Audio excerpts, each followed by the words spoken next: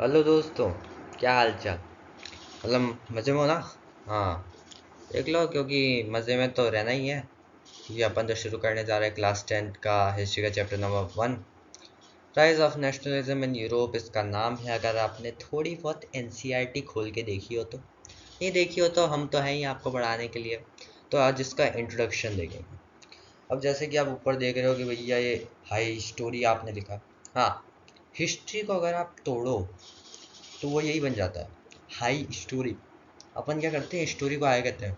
हाँ भैया, हाय हाय स्टोरी हाय, ऐसे।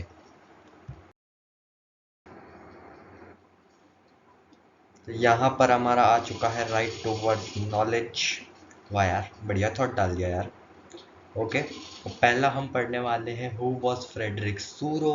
उसके बाद पढ़ेंगे फ्रेडरिक सूरो की पेंटिंग, उसका यूटोपियन विजन या उटोपियन विजन। तीसरा हम पढ़ेंगे मॉडर्न स्टेट। चौथा नेशन स्टेट। और इसी के साथ ख़त्म हो जाएगा हमारा और आप सबका इंट्रोडक्शन पहले चैप्टर का। ठीक है, चलते हैं आगे। देखते हैं कि भैया ये फ्रेडरिक सूरो कौन था। तो ये जो आपके सामने तस्वीर आई है ये फ्रेडरिक सूरो है ना? ये आपकी एनसीईआरटी में नहीं है। अब हम आगे देखते हैं। तो भैया आ गए, फ्रेडरिक सूरो का नाम आ गया। अब देखते हैं ये कहाँ का निवासी था भाई, रहता कहाँ था।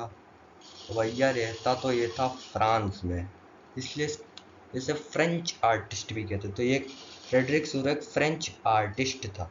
आर्टिस्ट तो आपको पता ही होगा यार, वो कलाकारी करने वाला, कलाकारी करता रहता है बस, वो आर्टिस्ट होता है। ठीक है, आगे देखते हैं इसने अब क्या किया। 4 पेंटिंग बनाई भाई। भाई बहुत बढ़िया पेंटर था अपना ये दोस्त फ्रेडरिक सूरो भैया, बहुत बढ़िया पेंटर था। 4 पेंटिंग बनाई। कब बनाई भैया? 1848 में पेंटिंग बनाई। ठीक है, कौन कौन सी 4 पेंटिंग बनाई ये अपनी एनसीईआरटी बुक में नहीं की मैंने, लेकिन मैं आपके लिए फ़ोटो लेके आया हूँ। ये देखो, ये 4 पेंटिंग बनाई इसने। क्लियर तो नहीं है लेकिन फिर भी आप एक आइडिया ज़रूर ले सकते हो। 4 पेंटिंग बनाई, ठीक है, ओके, समझ लिया समझ लिया। क्यों बने भैया? हाँ, क्या यूं ही मज़ा आ रहा था बना दी है? मज़ा आ रहा था? नहीं नहीं नहीं नहीं नहीं, मज़ा नहीं आ रहा था भाई इसको। इसने एक ड्रीम देखा था। आप भी देखते हो कि यार बड़े हो के आईआईटी करेंगे, नीट करेंगे, आईएएस वाईएएस बनेंगे। तो इसका भी एक ड्रीम था। उस ड्रीम पर इसने अपनी ड्राइंग बना दी। ड्रीम क्या था इसका?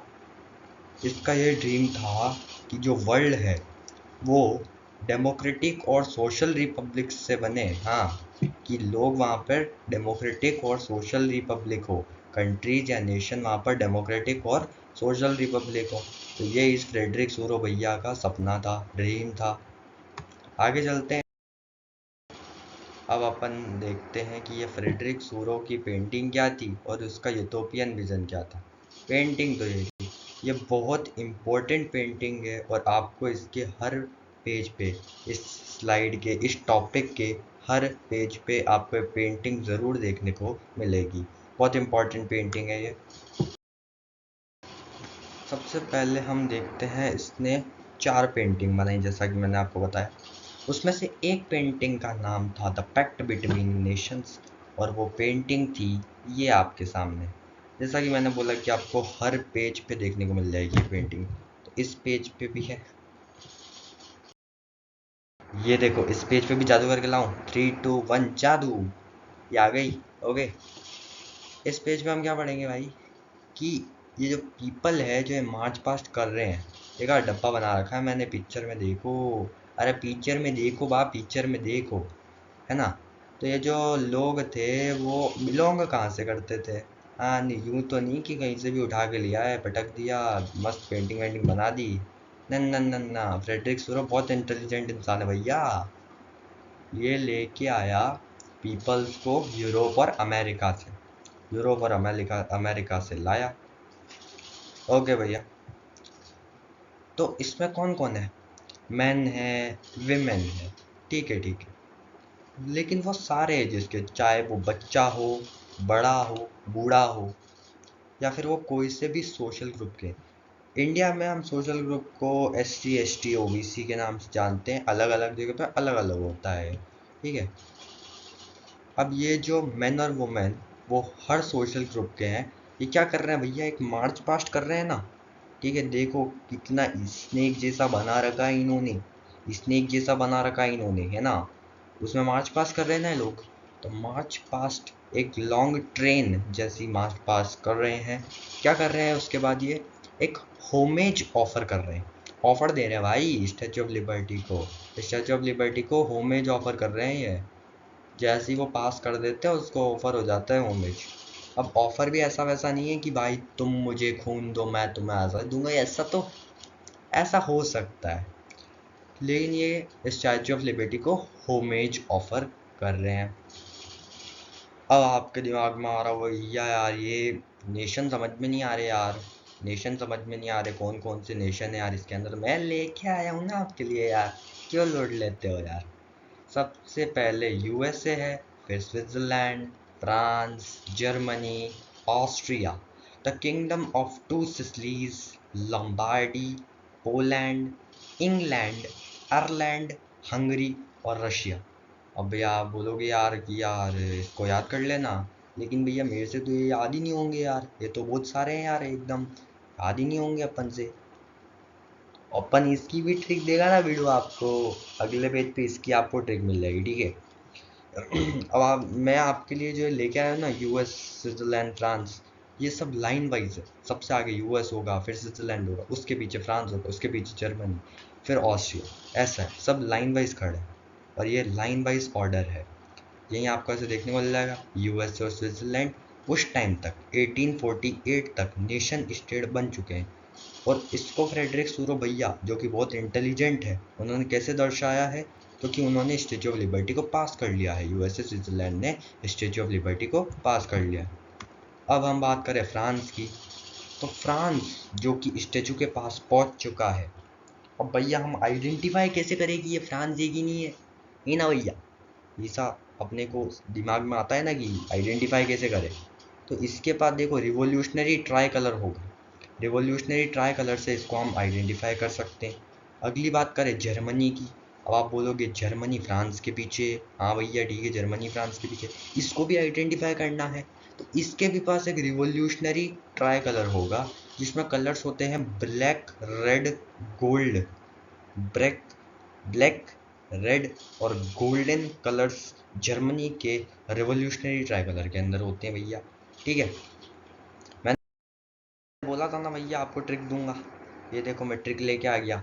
अब ये ट्रिक जैसा सुनते ही आप सब ऐसे नाचोगे, ये ऐसे नाचोगे।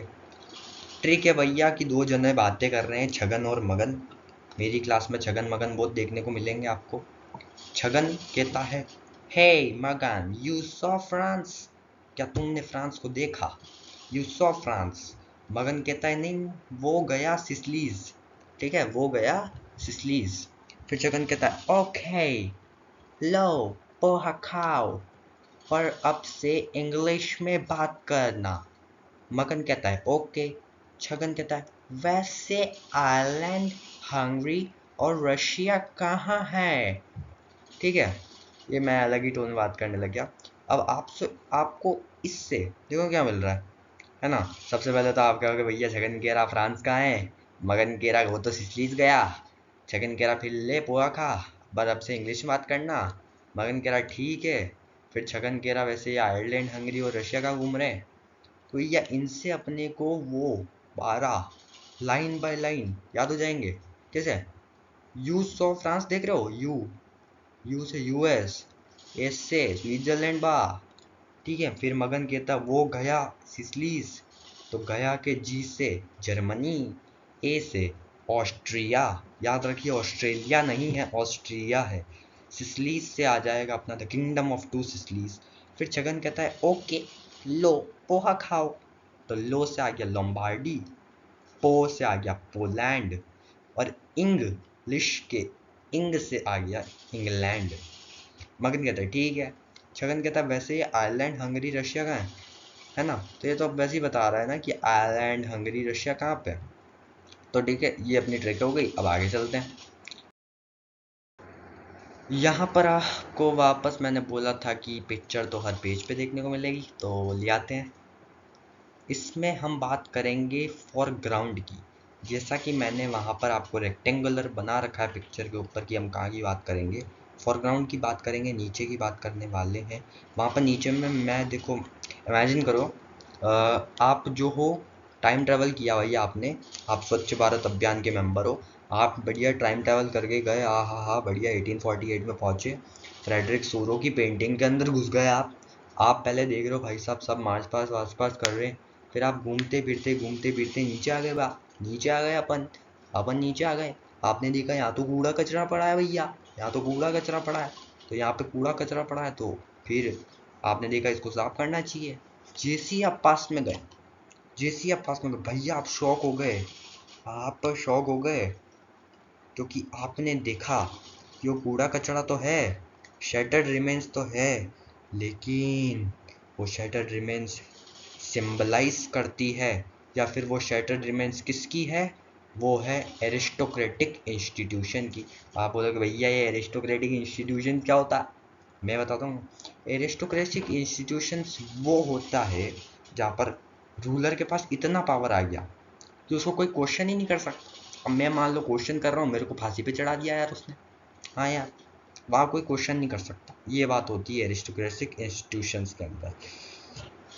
तो इन्होंने क्या किया कि एरिस्टोक्रेटिक इंस्टीट्यूशंस की लाश से बिछा दी भैया नीचे, और आप शौक हो गए, आप तो स्वच्छ भारत वाले मेंबर हो, ठीक है। फिर आपने जैसे तैसे हिम्मत करके आप आगे गए, आपने थोड़ा सा पानी वानी पी रहे थे, तो आपने एकदम से ऊपर देखा, तो ऊपर आपको दिख गए भाई साहब कौन, ऊपर आपको एक हेवन दिखा। अब देखो हेवन का है अबव है भैया, कैसी बात कर दी, हमारे को तो पता ही नहीं था कि हेवन ऊपर होता है, हमारे को तो लगता था हेवन नीचे होता है। अरे भैया करनी पड़ती है। तो हेवन आपको दिख गया ऊपर, उसमें आपको कौन कौन दिखे, आपको दिखे Christ, saint, angels, Christ saint और एंजल्स आपको वहाँ पे दिखे।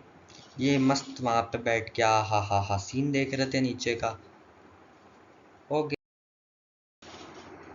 हाँ तो भैया ये अपने सामने आ गया भैया सूरो का यूटोपियन विजन, है ना, सूरो का यूटोपियन विजन आ गया। तो इसमें इस यूटोपियन विजन में सूरो ने क्या किया, एक तो पेंटिंग बनाई, पेंटिंग में क्या क्या दर्शाया कि जो पीपल है, लोग हैं दुनिया भर के, वो ग्रुप हुए हैं, मिले हैं क्या करने के लिए, distinct nation, different different Nations बनाने के लिए, ठीक है। अब वो क्या कर रहे हैं ये सब, मतलब अपन आइडेंटिफाई कैसे करें कि यार ये तो यूएस है, ये स्विट्जरलैंड है, ये फ्रांस है, जर्मनी है, ये ऑस्ट्रिया है, ये सिसलीज है, तो कैसे आइडेंटिफाई करें, आइडेंटिफाई करेंगे हम फ्लैग्स और नेशनल कॉस्ट्यूम से, फ्लैग्स और नेशनल कॉस्ट्यूम से। आगे बात करते हैं, आगे अपने ये मॉडर्न स्टेट आ गया, मॉडर्न स्टेट आ गया भैया। मॉडर्न स्टेट क्या होता है, तो मॉडर्न स्टेट, आप एक काम करो, सबसे पहले एक पेंसिल, एक स्केल और एक इरेजर ले लो, और एक पेन भी ले लेना, ठीक है। क्या पेन और स्केल सेम काम कर सकते हैं, आप बोलोगे भैया नहीं कर सकते, सेम काम कैसे करेंगे, पेन लिखता है, स्केल लाइन बनवाती है हमसे, नहीं कर सकते, यानी कि दोनों डिफरेंट हुए ना, दोनों डिफरेंट हुए। तो डिफरेंट नेबर्स, पहला तो ये होगा कि डिफरेंट नेबर, दूसरा क्या होगा, वह ये डिफरेंट डिफरेंट काम है। अब ये तो छोटे लेवल पे हुआ भाई काम, बड़े लेवल पे चाहोगे तो different different culture, different belief और डिफरेंट लैंग्वेज मानेंगे हम लोग तो, हाँ भैया ठीक है। यहाँ पे देखो मॉडर्न स्टेट में क्या होता है, डिफरेंट नेबर्स होते हैं भैया, डिफरेंट कल्चर, बिलीफ और लैंग्वेज होती है। अब उन pencil, pen, sharpener, eraser, scale के मालिक कौन हो, आप हो ना, है ना, आप हो ना, यानी कि रूलर कौन हुआ, एक, आप ही उन सब में कॉमन हो, बाकी तो सब अलग अलग है। ये तो आपको समझाने के हिसाब से बताया। अब आपके एनसीईआरटी में जो डेफिनेशन लिखी है वो है सेंट्रलाइज्ड पावर, यानी कि आप एक्सरसाइज सोवरेन कंट्रोल, पूरा कंट्रोल एक्सरसाइज करती है over a clearly defined territory. Over a clearly defined territory, आपको डिफाइंड है कि ये आपका स्केल है या आपकी पेंसिल है या आपका पेन है। इसको हम अगर बड़े लेवल कंट्रीज के लेवल पे देखें, सेंट्रलाइज्ड पावर हमारी गवर्नमेंट एक्सरसाइज करती है सॉवरेन कंट्रोल, पूरा कंट्रोल किसके ऊपर, हमारे कंट्री की क्लियरली डिफाइंड टेरिटरी के ऊपर। आगे बात करते हैं भैया, यहाँ पे आ जाता है अपना नेशन स्टेट। हाँ तो भैया अब आपने ले लिए, जैसे मान लो अब आप ले लो 3 पेन, एक क्लियर वाला ले लो, जैसे मेरे पास मान लो एक नटराज वाला पेन है, एक क्लियर वाला पेन है और एक पार्कर है। अब भैया बहुत अमीर इंसान है अपन, हाँ कम मत समझना अपने को, ठीक है। ये सब अपन ने ले लिया, ओके डन, वाह वाह वाह मजा आ गया। अब इसमें क्या करो, सबका काम एक है, हाँ भैया सब लिखने का काम करते हैं, सब लिखने का काम करते हैं, ओके ओके डन डन, सब एक जैसे हैं, सब पेन ही हैं। उसके बाद अगर हम बात करें इनमें से राजा कौन होता है, पार्कर राजा होता है भैया पेन का, पार्कर राजा है। क्या वो भी सेम ही काम कर रहा है पेन जैसे, मैंने बोला हाँ भैया सेम काम कर रहा है, पेन जैसे काम कर रहा है, कोई दिक्कत वाली बात नहीं, इसे याद रखो और नेशन स्टेट को पढ़ो, मजा आएगा मतलब बिल्कुल। जैसा people having same culture belief और लैंग्वेज, भैया सेम पेन थे हमारे पास, सबका काम एक था, मैंने बताया था ना आपको, काम को बड़े लेवल पे क्या बोलते हैं, कल्चर बिलीफ और लैंग्वेज। और रूलर यानी कि पार्कर भी हमारा सेम कल्चर बिलीफ और लैंग्वेज से निकला। वहाँ पे पार्कर और ये सब मत लिख के आ जाना, ये आपको समझाने के लिए। ये सब ने क्या किया, एक कॉमन आइडेंटिटी डेवलप करी, कॉमन काम करते हैं ना सब भैया, और पास्ट और हिस्ट्री दोनों सबकी सेम है, सब में पहले इंक भरी गई होगी, फिर आगे से निपल विप लगाई गई होगी और फिर उससे आप लिखते हो, है ना, सब सेम है ना, पास्ट कॉमन है, हिस्ट्री भी कॉमन है। नेशन स्टेट की एनसीईआरटी में आपकी डिफिनेशन दे रखी है कि मेजॉरिटी ऑफ इट्स सिटीजन, मतलब बहुत सारे सिटीजन, मेजॉरिटी, और उनका रूलर भी इस तरीके से आते हैं, come to develop a sense of common identity, common identity develop करते हैं, और उनकी एक हिस्ट्री जो है और डिसेंट जो है वो सेम होता है, वो सेम होता है। तो आपको समझाने के लिए मैंने आपको ये पेन वाला एग्जांपल दिया। यहाँ पर हमारा इंट्रोडक्शन ख़त्म होता है और नॉलेज, राइट टूवर्ड्स नॉलेज भी यहाँ पर अभी इस इंट्रोडक्शन के लिए ख़त्म होता है। तो ये सब भैया आप लोगों के लिए धन्यवाद, हमारा बहुत बहुत तहे दिल से धन्यवाद।